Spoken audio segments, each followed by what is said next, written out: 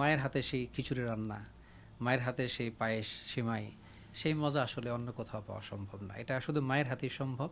আর এটা অপূর্ণই আমাদের থেকে যায়, এটা কোনোভাবে আমরা এখন পাই না। কতদিন আগে আমি মা বাবার সাথে ঈদ করেছি আমার মনে পড়ে না, হয়তো বা অনেক বছর হবে। এই দিনে যে একটা আনন্দ আসলে মা বাবা ছাড়া পরিপূর্ণতা পায় না। বিভিন্ন উৎসব, যে উৎসবগুলো থাকে, ঈদ বলেন, শুক্রবারে জুমার নামাজ, এই সকল বিষয়ে আমাদের মসজিদে থাকতে হয়।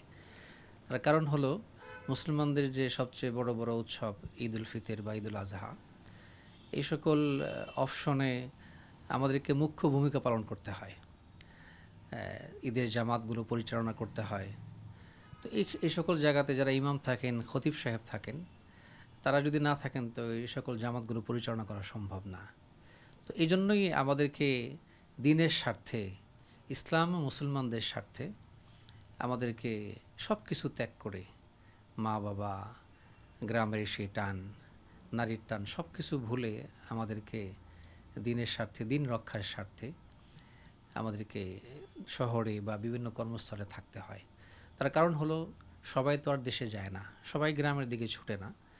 অনেকে আছে যারা ঢাকার স্থানীয়, তারা ঢাকাতেই অবস্থান করেন, ঢাকাতেই থাকেন।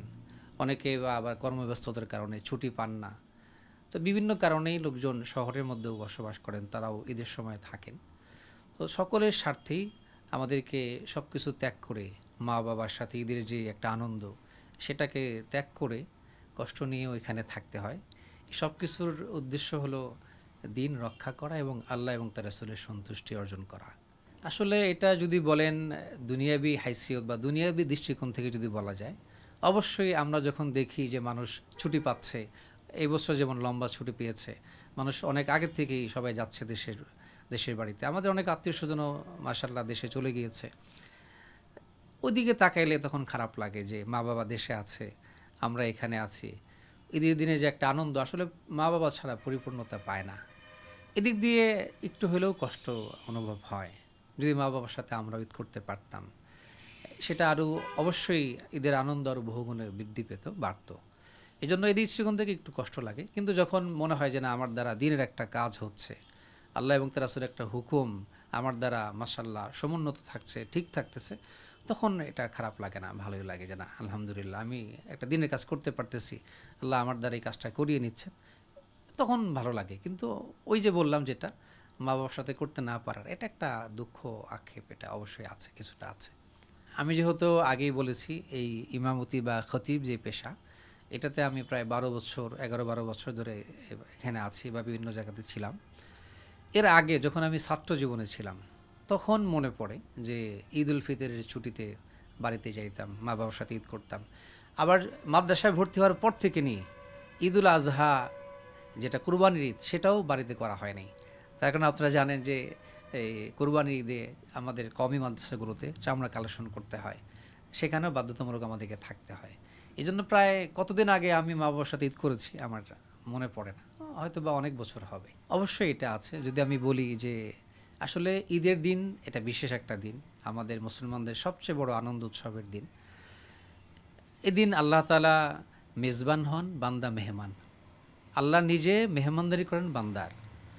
তো আসলে এই ঈদের দিনের যে রান্না বাড়া, ঈদের দিন মায়ের হাতে যে গোসল করানো, আমাদের মনে পড়ে যখন ছোট ছিলাম, বাবা গোসল করিয়ে দিতেন, মা সুন্দর করে জামা কাপড় পরিয়ে তারপরে নিজের হাতে রান্না করা সেমাই আমাদেরকে দিতেন। তো খেয়ে যে ঈদগাহের দিকে যাইতাম, সেটা একটা অন্যরকম আনন্দ অনুভব হয়, সেটা এখানে আর পাওয়া যায় না। মায়ের হাতে সেই খিচুড়ি রান্না, মায়ের হাতে সেই পায়েস, সিমাই, সেই মজা আসলে অন্য কোথাও পাওয়া সম্ভব না। এটা শুধু মায়ের হাতেই সম্ভব। আর এটা অপূর্ণই আমাদের থেকে যায়, এটা কোনোভাবে আমরা এখন পাই না। আমাদের মসজিদের খেদমত করার ক্ষেত্রে এখন আমি যদি এখান থেকে চলে যাই, তো এখানে ঈদের নামাজটা কে পড়াবে, এটা একটা বিষয় আছে। আর যেহেতু এখানে দায়িত্ব ছিল আমি, এই জন্য আমাকে তো এখানে ঈদের নামাজ পড়াতে হবে।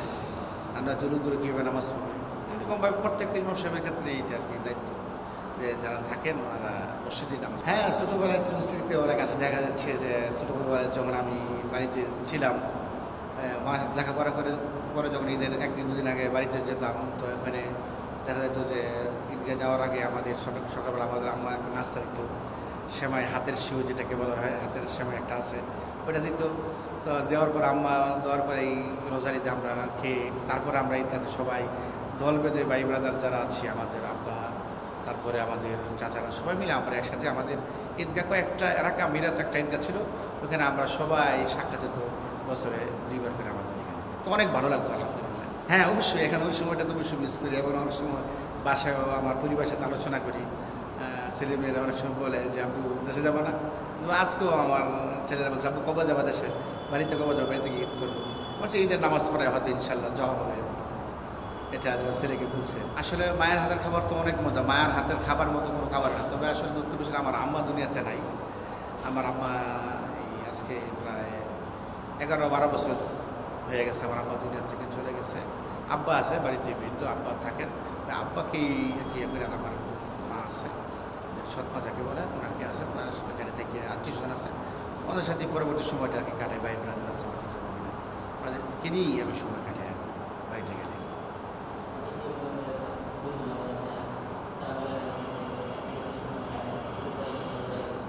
হ্যাঁ অবশ্যই, যেমন গতকাল আমার এক বন্ধু ছোটোবেলার বন্ধু ফোন দিয়েছি, দোস্ত কই তুমি, আমি ঢাকা কবে আসবো, আমি ঈদের তো আসতে হবে, আমার নামাজ পড়তে হয়, তো এই জন্য আমি আসতে পারতেছি না। আসলে তো ভালো হতো, আগে যেমন একসাথে আমরা ঘোরাফেরা করেছি ঈদের দিন বিকালবেলা নামাজ পড়ার পরে একজনের বাসায় একজন যেতাম, খাওয়া দাওয়া করতাম, সেই মজাটা ছিল আর কি। তো এখন ওই খেদমত করার, মসজিদের খেদমত করার জন্য এখন তো আর যাওয়া হয় না।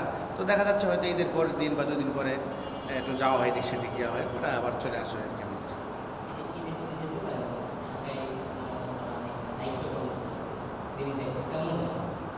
আলহামদুলিল্লাহ, যেহেতু এখানে থেকে আমার পিছনে একটু নামাজ আদায় করেন, তো দিনের একটা খেদমত করতে পারি, এটাকে নিজেকে ধন্য মনে করি যে আসলে যে আমি দিনের একটা খেদমতের ভিতরে আছি। এটা একটা আনন্দ আমাদের, যে ঈদের যারা মোমেন বান্দা তারা যেমন রমজান মাসের ঈদ রোজা পালন করার একটা আনন্দ, আনন্দের পরে যেমন আরেকটা আনন্দ হচ্ছে যে ঈদের নামাজ পড়ে, এটা একটা আনন্দ। যখন আমি একটা ঈদের নামাজ পড়ে আমি ইমাম হিসাবে, তো নিজেকে অনেক ভালোই লাগে আসলে। আলহামদুলিল্লাহ এখানে থাকতে পেরে আমার কাছে ভালোই লাগতেছে।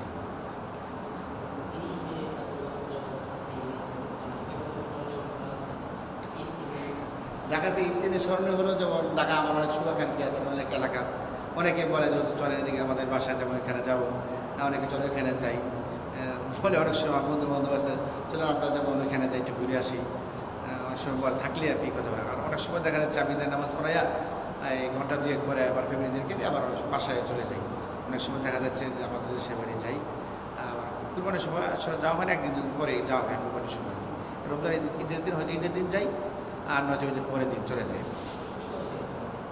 ঈদে সাধারণত আমাদের এমনি থাকে আর কি 5 দিন 7 দিন থাকে। বিশেষ করে আমরা যেহেতু আপনার খতিব হওয়ার কারণে আমাদের দেখা যাচ্ছে যে ঈদের নামাজ 4 দিন পরে জুমা নামাজ আছে, তো আবার দেখা যাচ্ছে জুমা নামাজ এসব পড়াই, তো অনেক সময় জুমা নামাজ পড়ে চলেও যায়। আবার সময় দেখা যায় পথের খাদেম আছে, তাদেরকে আবার সময় করে দিয়ে ওনারা আবার অনেক সময় বাড়িতে যান।